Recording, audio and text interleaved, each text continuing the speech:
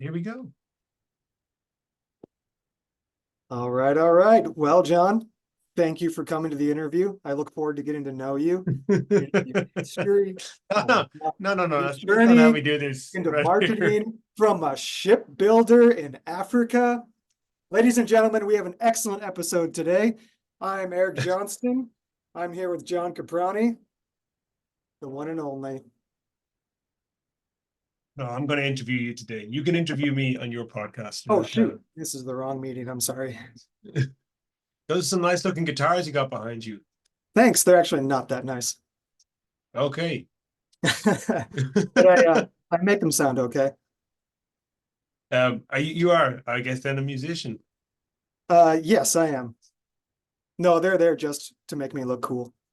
Okay, yeah, there's quite a few marketers have that kind of guitar display behind them, but it's a good thing. It's like it's an immediate affinity. It's an immediate affinity jump with other musicians when you get on calls, right?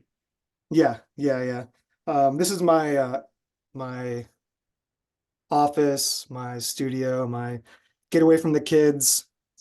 But so yeah, when I'm not pretending to be a capitalist, I am noodling around on the fretboard and it's my escape.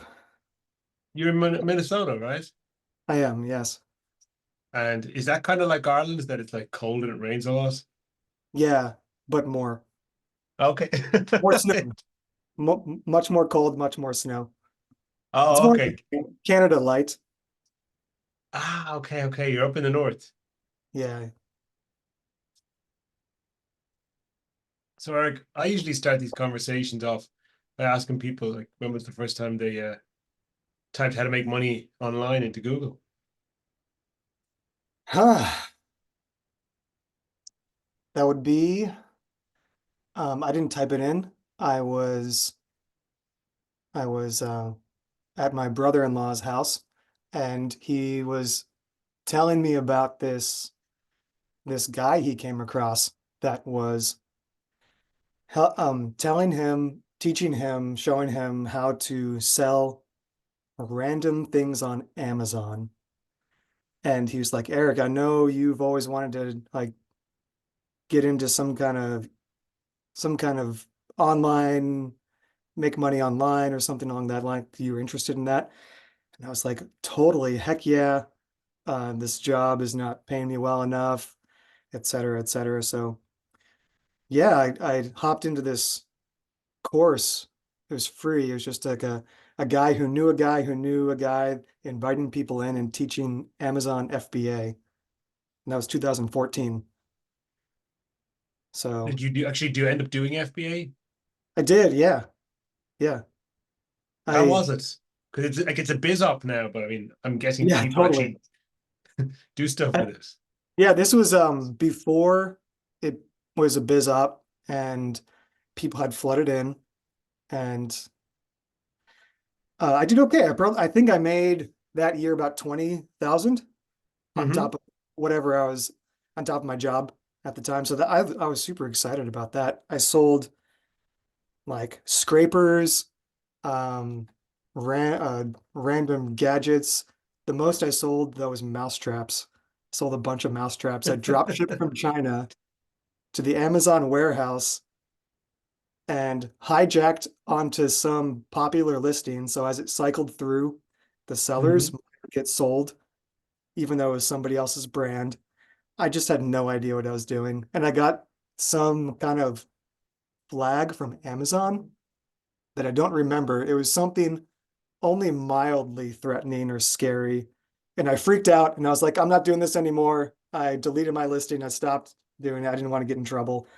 And that was the end of my Amazon FBA days because I knew nothing about marketing, nothing about business, couldn't make a website, knew nothing, man.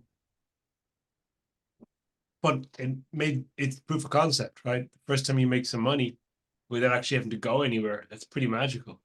Oh yeah, that was opening Pandora's box for me. I was like, I can make money from my laptop. And that year was a long proof of concept and a lot of lessons learned, but it was, I can make money from my laptop. So let's go hard into this, or at least try, you know. So that started years and years long of self-education because I was so broke. I couldn't afford anything. And I was married, and my wife was not that in. After the Amazon thing, like I bought products from China and we barely had any money then. I just didn't have any money to invest in masterminds or anything for a Hmm. couple of years. But like when you got there, where was the next place you went where you said like, okay, I have to learn this now? What was the skill stack you put together for yourself? Yeah, so 2000, that was 2014. I was because of that, I decided to quit my job and change careers to try to go into business or e-commerce or something, and it didn't work out. Surprisingly, you need to have an education and take some time to learn some skills. Hmm. So it didn't work out, and I was working in factory jobs while I was learning. So I used to be a medic, and I have a degree in that. And I quit driving ambulances in 2014 to pursue e-commerce, and it didn't work out. I got this like stop what you're doing message from Amazon. It's probably like a default automated message like your listing's been flagged for some reason, and I freaked out and shut it all down. Um, so I couldn't go back to my EMT job. So I started working in factories. I went out to Williston, North Dakota to try to work in the oil fields, and that sucked. That was awful. And came back to the Twin Cities, and I got a job at a real estate MLS, just like a regular help desk Hmm. job. And my bosses there were cool, and they didn't care that I was dinking around on the internet. So I kept looking into e-commerce stuff. And that's when I started to learn affiliate marketing. That's more like where I finally Googled how to make money online because I had just gone through this course before. Now I was searching how to do ads, how to do the first place I stumbled upon was Stack That Money. And I think I heard about it from a YouTube video about, I don't remember exactly, how to make money online, something like that, right? So in Stack That Money, which is today I wouldn't recommend it. It's a great forum for Black Hat, and I probably shouldn't plug it on a I recorded don't call. mind. Whatever. But once I figured out what that all meant, when I made like my first couple conversions in mobile pop campaigns, I was so Hmm. excited. I made like $3, right? And then I realized, oh, this is totally scamming somebody in Malaysia or wherever the conversion came from. And I learned all these media buying skills, like throwing up websites and buying native traffic. And then I didn't want to do it anymore because I realized how black hatty it was. So, um, well, I learned how to buy ads. I didn't know what to do with that now. And I stumbled upon Colin Terrio's Cult of Copy. My Awesome. brother pointed me to it because he was starting to learn some online business stuff, and he has a coaching company now. And I was like, oh, copy. This is great. This was like one of the few things I was okay at when I was younger. Hmm. So I started learning copy, joined a couple groups, joined an actual mentorship, joined Lucas Rashevsky's mentorship. He's a great copywriter and mentor, Yes. and actually learned some legit skills. And I paired that with my media buying, and I started to get some clients while I was working at this help desk job. So between calls with real estate agents, helping them figure out how to uh, work our system, I'd switch over and write some ads for a client here or there. And that went on for about 3.5 years from Wow. Okay, that's a lot of 2019. patience. Yeah. Well, I didn't have any money. I was making like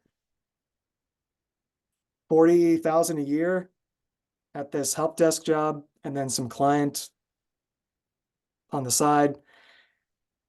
and I had a wife and a newborn baby, and yeah, I just took this slow and steady path. No, it's good.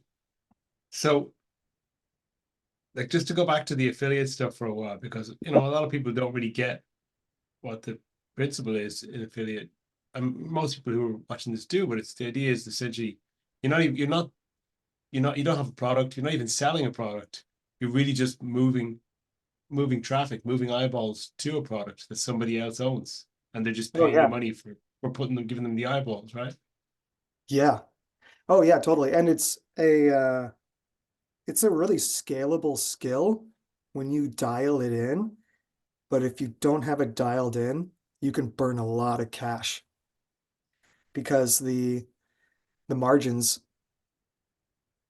might not always be that great. Usually they're not that great, but you can scale that traffic as far as you want because it's usually digital products or Mm-hmm. some white labeled something that they can churn out.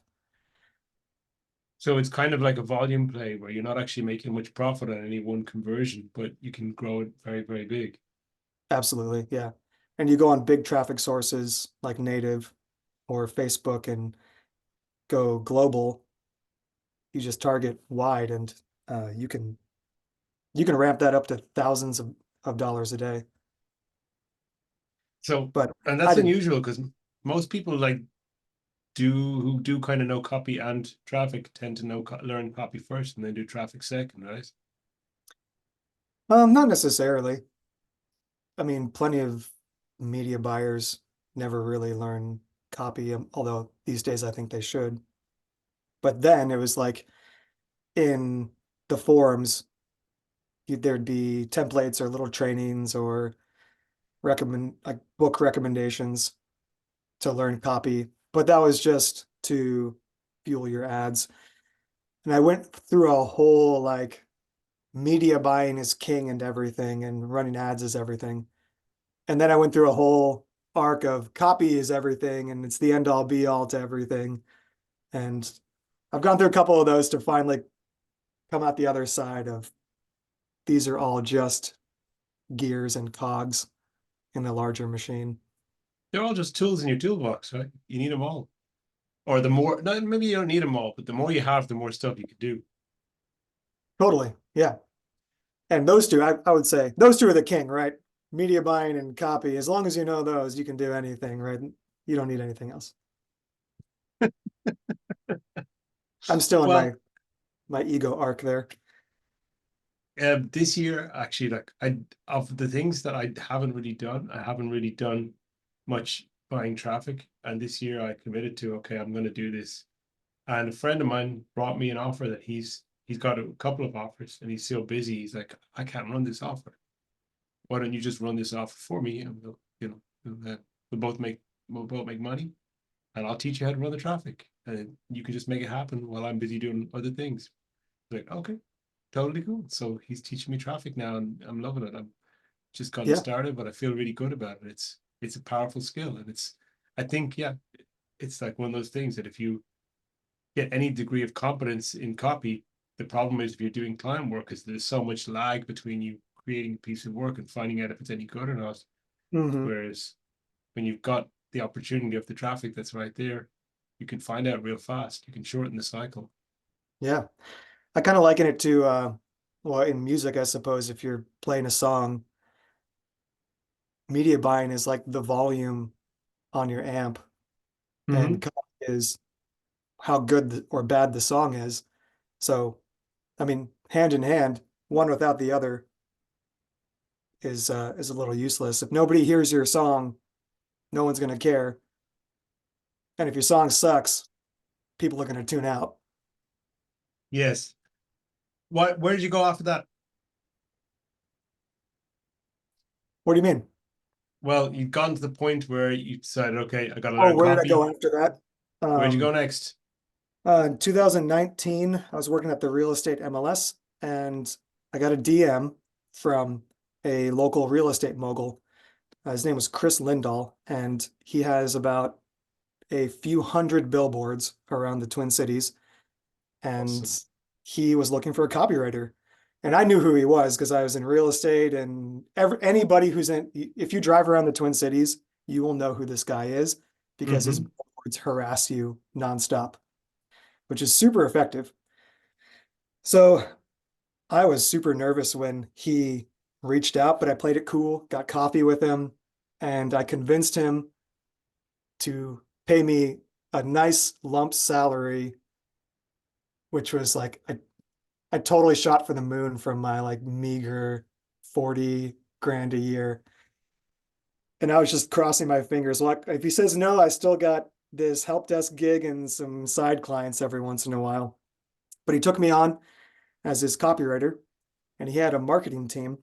But before he ran marketing, he needed somebody to write copy, do funnels, and kind of lead marketing so he could step away and work on the business instead of being in the weeds. So I became that de facto person pretty quick.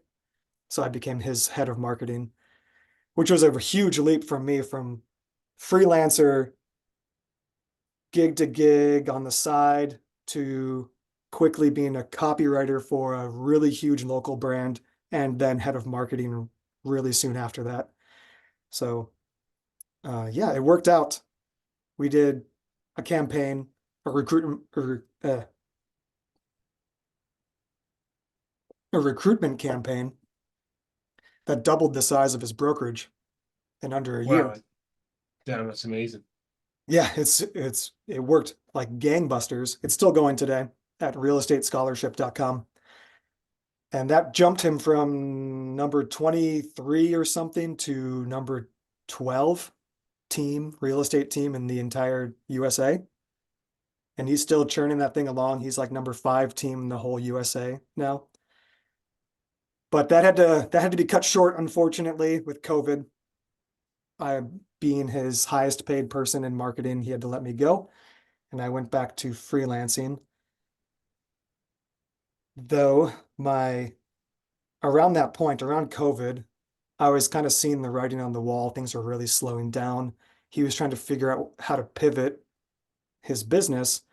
So I took on a side client, which happened to be my brother-in-law, who had been hired to run operations for a local flour mill, a baking flour mill. And it was actually flour that we used. Like my wife loves to bake, and we found this flour mill in her small little town because it uses a specific kind of wheat that's really good for you. It's called heritage wheat. Basically, wheat that was grown pre-1950s when Hmm. hybridization started. So it's a really high quality wheat. It tastes really good. It bakes really well. It's really good for you.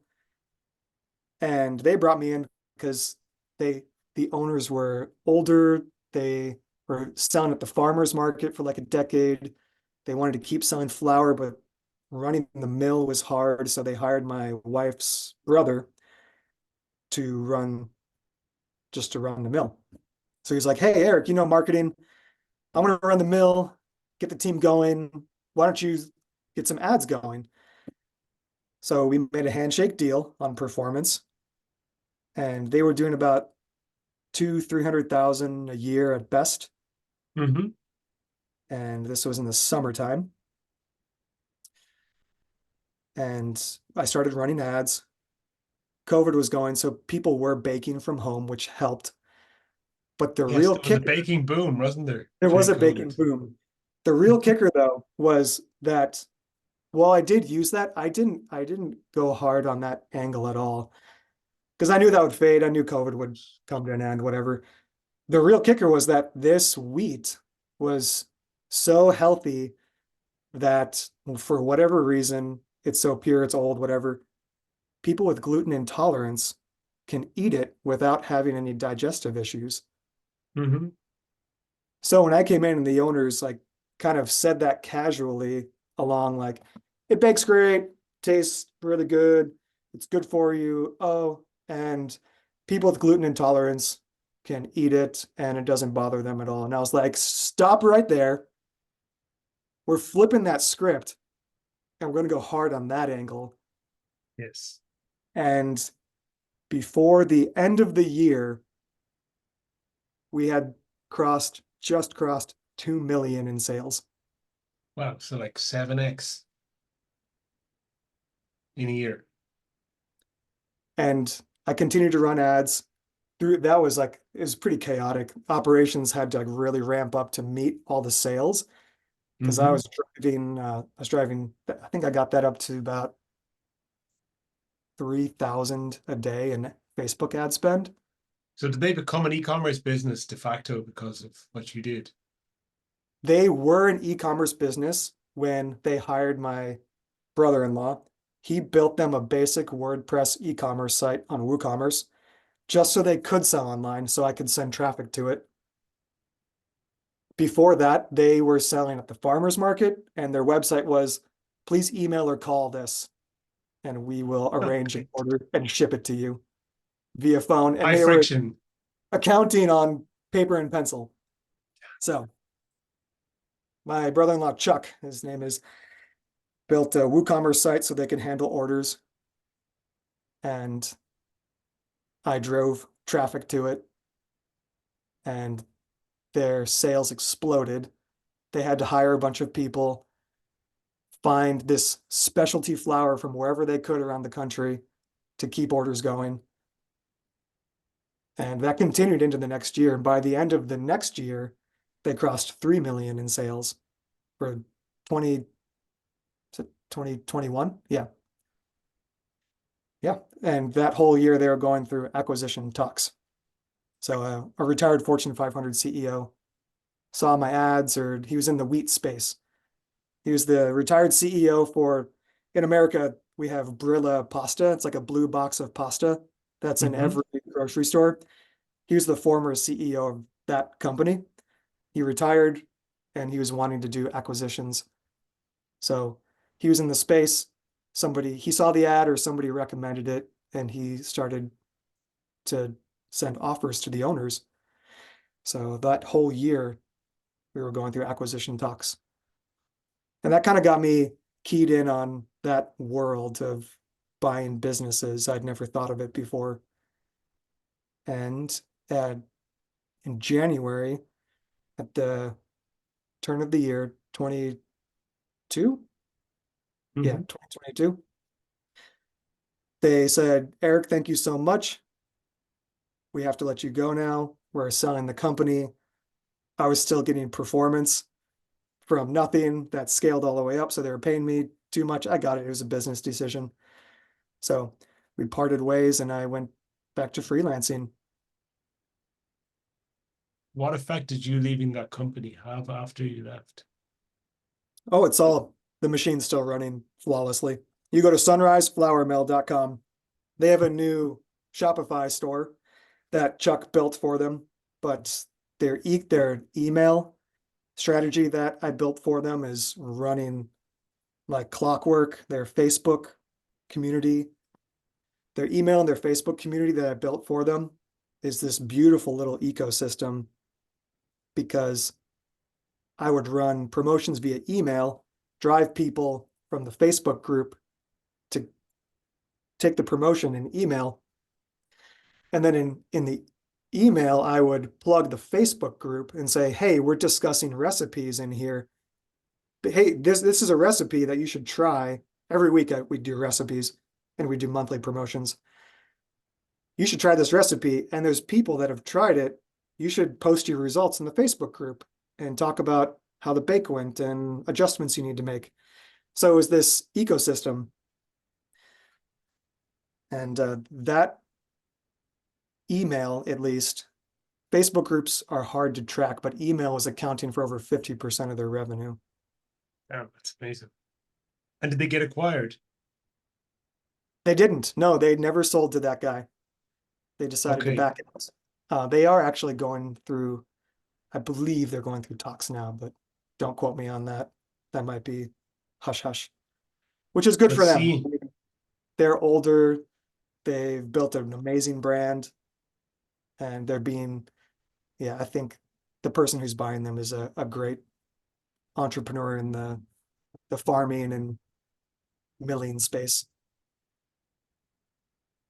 But I mean, from having that experience, that brought you to a place where you realized, hey, I can create so much like actual financial value in the business in a short space of time, right? Just through marketing and nothing else. Like the product didn't change. All that changed was they needed to have run more shifts and hire more workers. Yeah, I mean, working in real estate with Chris was great because I was helping people directly providing jobs for agents at a top team that teaches you how to sell real estate really well and getting people into homes. So I was like, hey, this marketing thing is actually kind of cool. I'm actually helping people. And then again with the flour mill, helping people get food back that they had missed for years. The testimonials were amazing.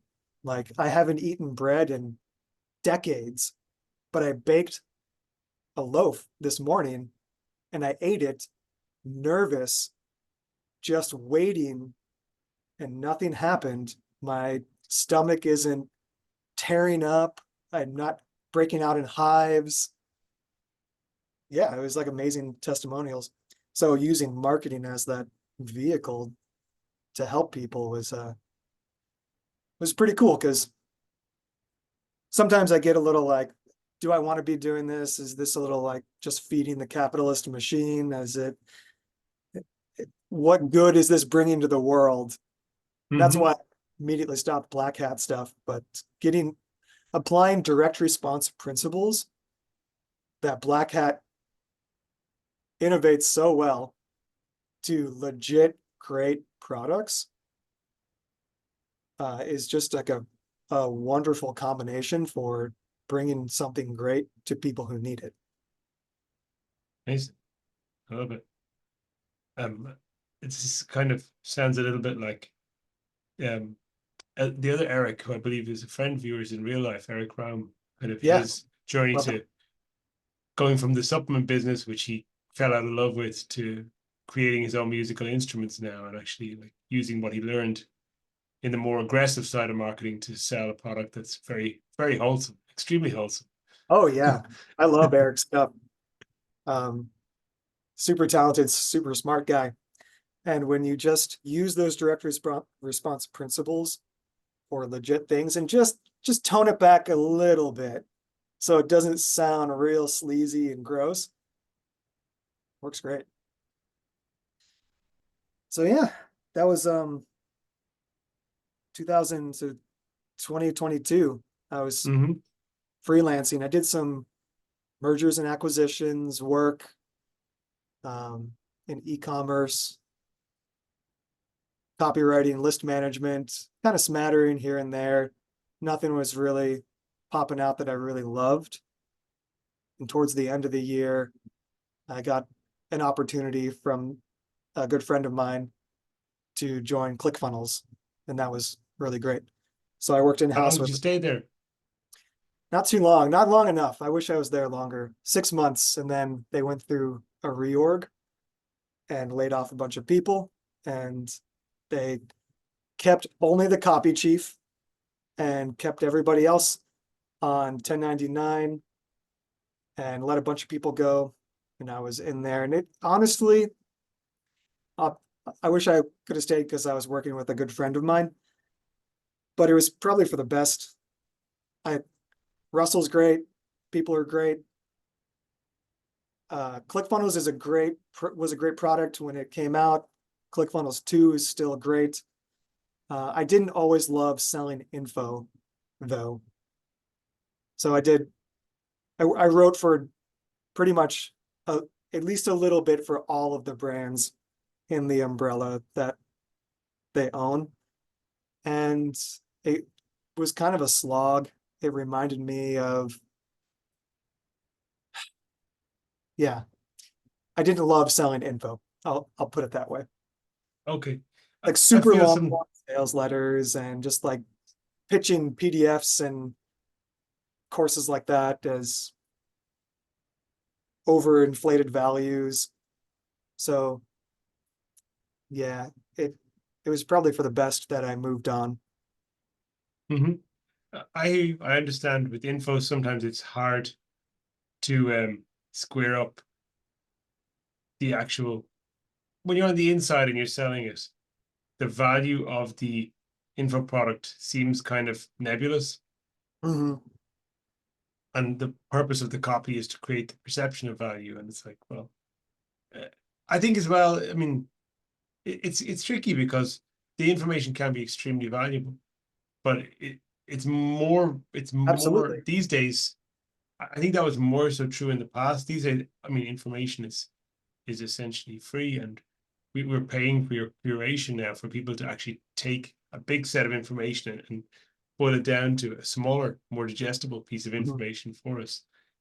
But as well, Right. if there's other services like personal service, like coaching attached to the information, it becomes, the value perception, I think, is easier to Yeah. make there to sell because there's somebody actually helping you get to a goal, and it's not just sending you a book or whatever. Yeah, absolutely. It's not just like we call it copy collection, right? And it's just like it's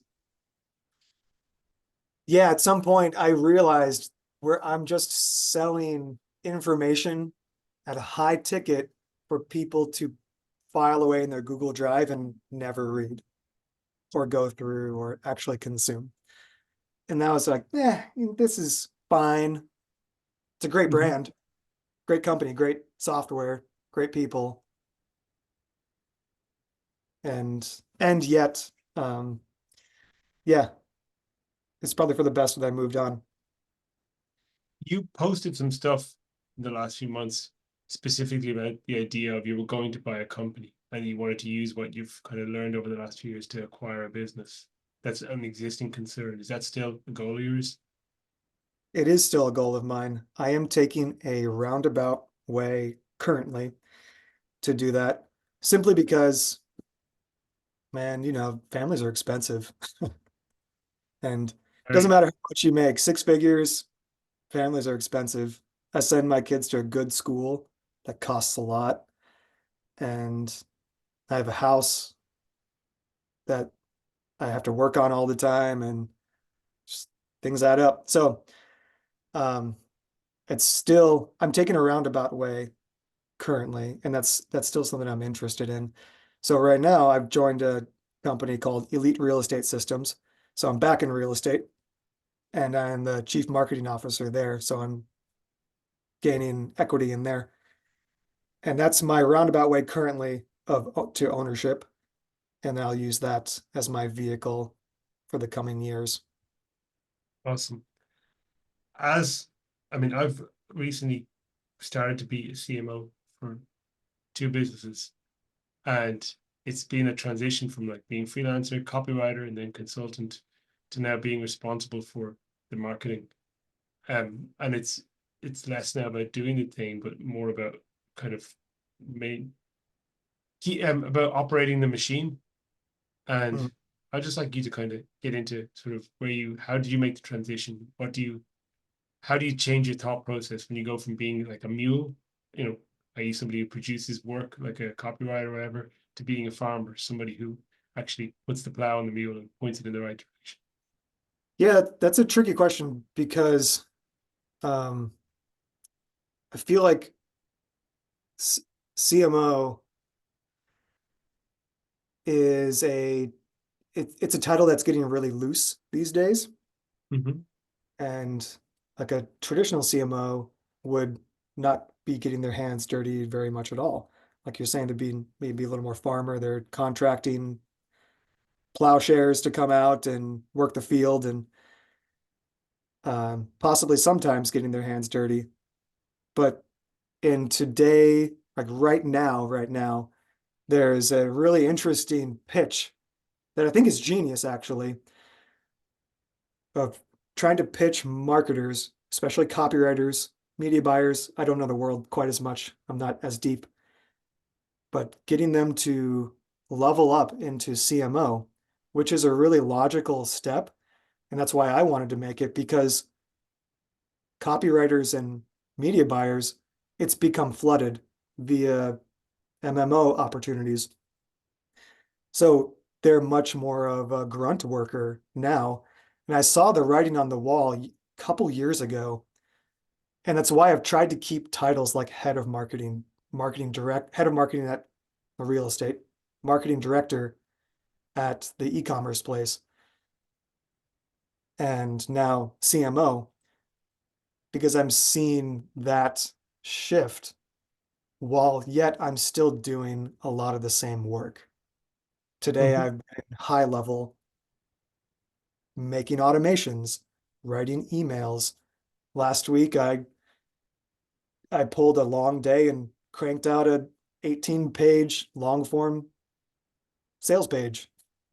I'm still writing a ton of copy. I'm still in our email system managing, writing the emails, writing ads. I'm still doing all the same stuff, but I'm taking a step back and using my rounded experience to see how the larger machine works from a business perspective, from more of an owner's perspective, where there's more calculated risks to take and where I can put my limited energy and attention that will have the highest return. Mhm. I think that's really where a CMO has to be thinking, whether or not they know how to run ads super well or copy super well, or the tech side of marketing or marketing operations. There still needs to be a ex general experience in all of the areas, and then knowing where to uh, put the pressure or which lever to pull to pull back the best results. Yeah, I found it exactly the same challenge so far, that there's so many things you can do. And while writing copy is not expected, at times it's easiest way to do things. Like, because if you want to get something out, like write some ads, yeah, I can go and look for a copywriter, hire them, pay them, wait for them to deliver. There's so much lag, whereas like I can just sit down and write something myself today, and it might be, 50% as good as somebody else I can pay more money to do it.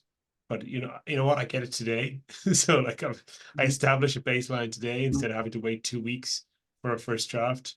Um, it's been interesting seeing things from the other side. I'm realizing, God, it's like what a pain in the ass copywriters are for I business know. owners. I was probably such a pain in the ass and such a know-it-all.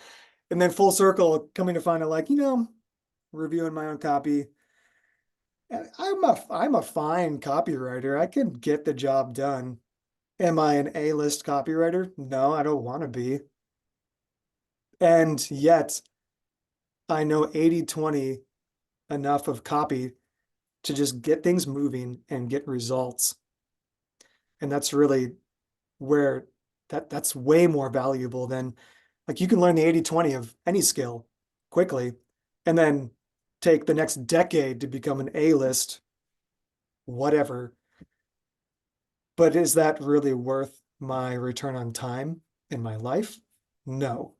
So I figured stay sharp and copy, because I've found that for myself to be a high leverage skill, and add other skills adjacent that will serve me, and then get moving up.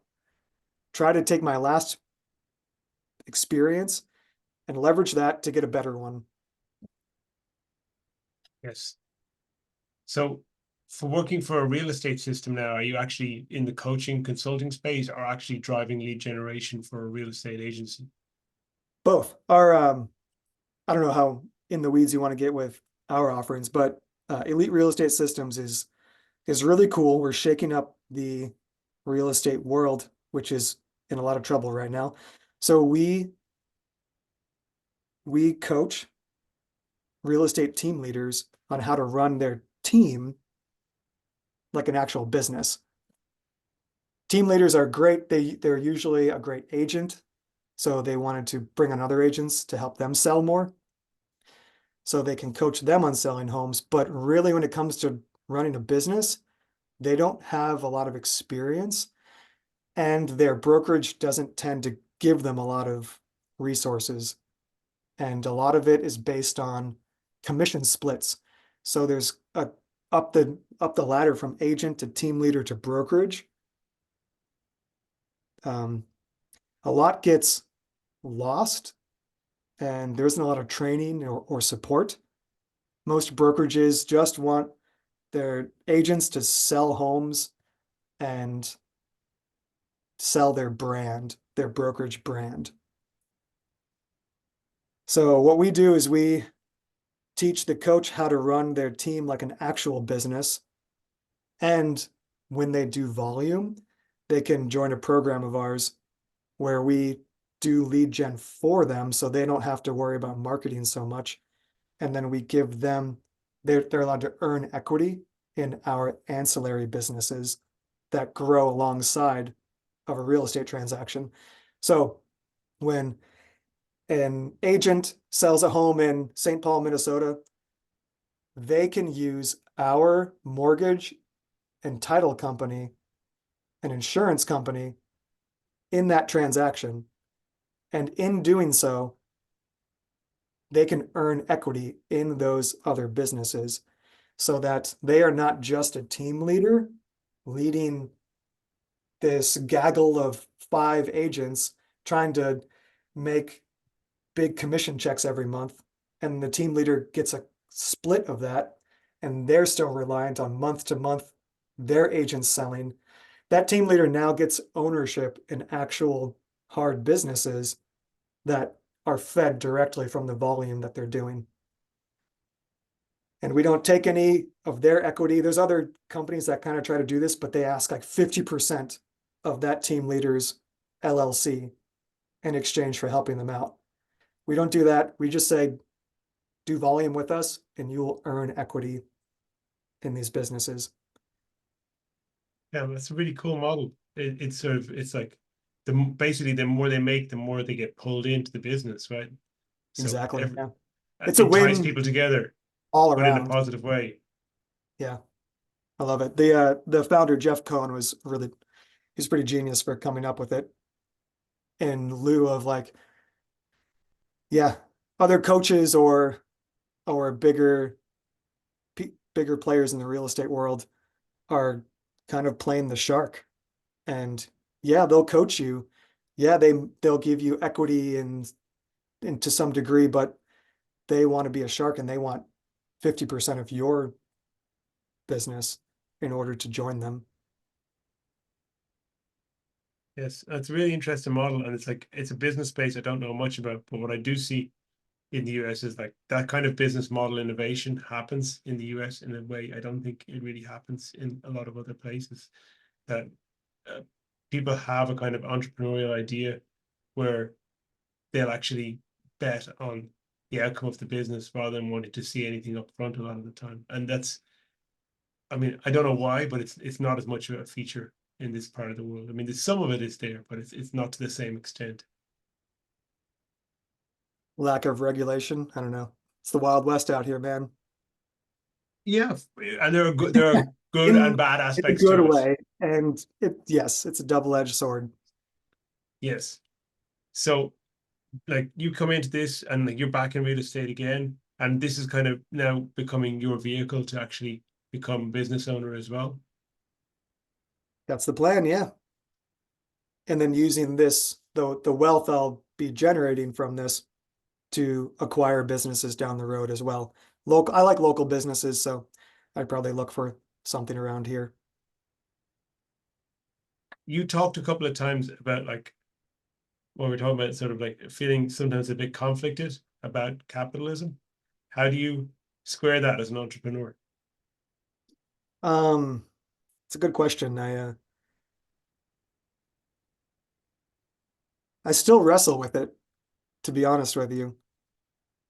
And the best I come up with is that if I have to make money through this system, which is the reality, so like this is the system I'm presented with, and I want to make money to support my family and achieve and do things that I want to do with my family, I may as well utilize this system to the best of my abilities.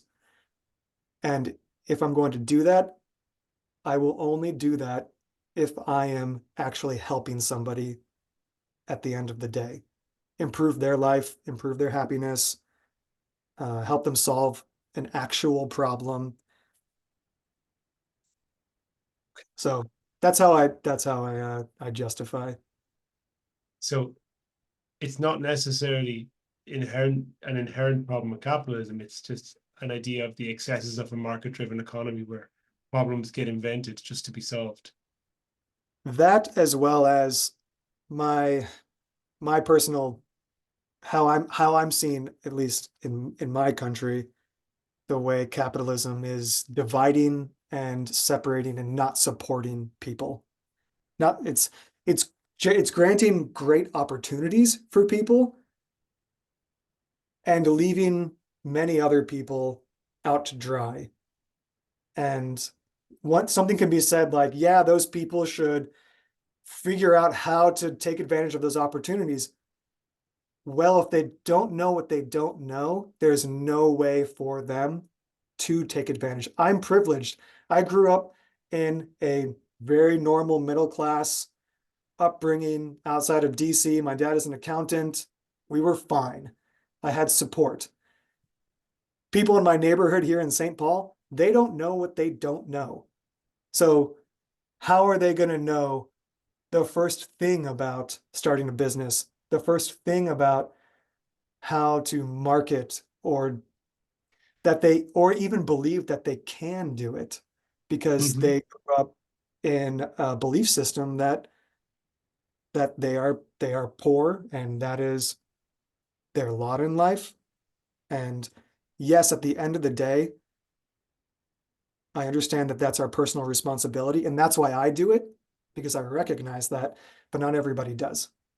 So, um, I'm a big supporter in lifting people up.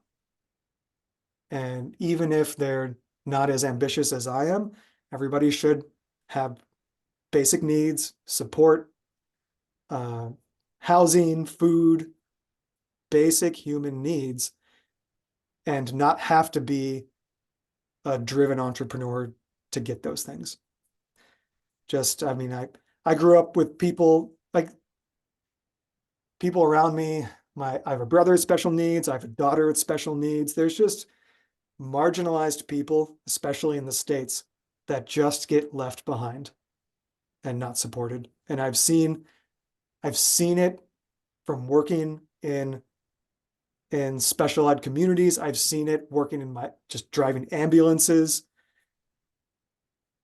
So anyway, I don't want to get on too much of a soapbox with this, but No, it's good to have these conversations about values. I think they're worthwhile. And it's interesting that you've been roots to able to both kind of sides. integrate both of those ideas. And yeah, I agree. I mean, look, the world of the stuff that we do, where you start to kind of move the machinery of perception and like almost gate people's choices and push them this way and that.